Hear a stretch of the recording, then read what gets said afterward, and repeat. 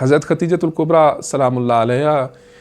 عرب کے اس ایسے ماحول میں پروان چڑھیں اور ایسے ماحول میں انہوں نے آنکھ کھولی کہ جس کو جاہلیت کا زمانہ کہا جاتا ہے۔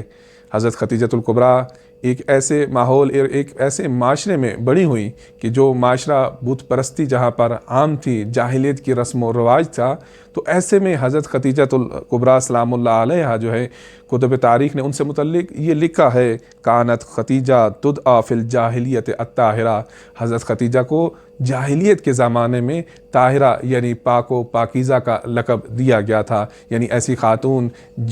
جس کا وجود پاک و پاکیزہ ہے، جس کا کردار، جس کی سنت، جس کی سیرت، جس کی روش، جس کی منش جو ہے وہ پاک اور پاکیزہ ہے۔ اور نہ صرف یہ کہ حضرت خدیجۃ الکبریٰ اپنے ذاتی کردار میں، اپنے وجود کے اندر پاک و پاکیزہ تھی، بلکہ حضرت خدیجۃ الکبریٰ سلام اللہ علیہا عرب کے ایسے ماحول میں جہاں پہ لوٹ مار کے ذریعے، جہاں پہ مختلف قسم کے ہتھ کنڈوں کے ذریعے، ظلم و زیادتی کے ذریعے جو ہے لوگوں کے مال کو ہتھیایا جاتا تھا، لوگوں کے مال کو لوٹا جاتا تھا، چوری ڈکیتی جہاں پر عام تھی، وہاں پہ حضرت خدیجۃ الکبریٰ سلام اللہ علیہ جو ہے ان سے متعلق تاریخ نے یہ لکھا، امرأۃ حازمہ لبیبہ، کہ وہ ایک دور اندیش اور عقل مند خاتون تھی، امرأۃ عاقلہ شریفہ، ایک بہت عقل مند اور صاحب عزت اور آبرو وہ خاتون تھی۔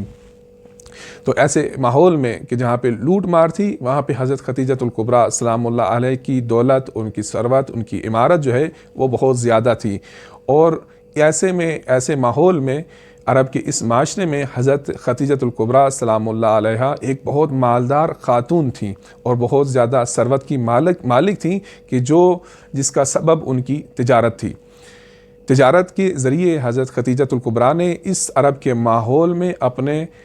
اپنے پاس جو ہے ثروت کا، مال کا ایک بہت بڑا خزانہ اور بہت بڑے انبار جو تھے وہ حضرت خدیجۃ الکبریٰ سلام اللہ علیہ کے پاس تھے۔ تو ایسے ماحول میں ایسا ماحول کہ جہاں پہ کسی خاتون کی یا عورتوں کی کوئی ویلیو نہیں تھی، جہاں پہ عورتوں کو زندہ درگور کر دیا جاتا تھا جب بچیاں پیدا ہوتی تھی، تو ایسے ماحول میں کہ جہاں پہ عورتوں کی کوئی عزت نہیں تھی، کوئی اجتماعی حیثیت نہیں تھی، وہاں پہ ایک خاتون کا اس طرح ایک بڑا تاجر ہو جانا، اتنی بڑی تجارت کا مالک ہو جانا، اتنے بڑے خزانے اور ثروت کا مالک ہو جانا، یہ اس بات کی دلیل ہے کہ یہ خاتون بہت ہی زیادہ عقل و فراست کی، بہت ہی زیادہ ذہانت کی، بہت ہی زیادہ فطانت کی مالک تھی۔ ہیں یاد زمانے کو ایام عمارت، نوکر تیری سرکار میں سوداگر و تجار، شام و یمن روم کی جانب ہے روانہ، اونٹوں کی قطاریں تیری دولت کے یہ انبار۔